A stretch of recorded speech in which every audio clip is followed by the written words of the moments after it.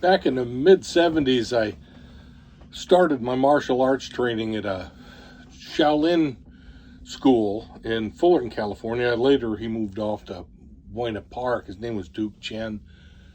He trained us in Shaolin Kung Fu styles, but he also was quite well versed and practiced in Tai Chi.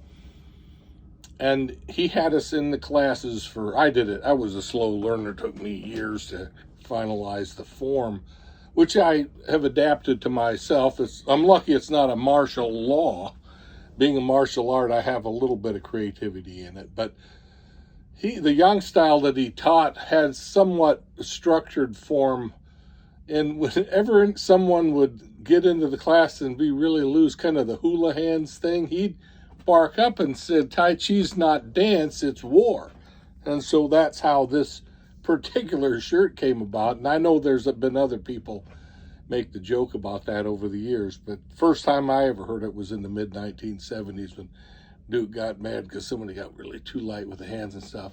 I'm backed off quite a bit in the structure of my practice because of arthritis and vertigo, but I use it to help all that. I still back kind of gets beat up if I push it too hard and lean too much.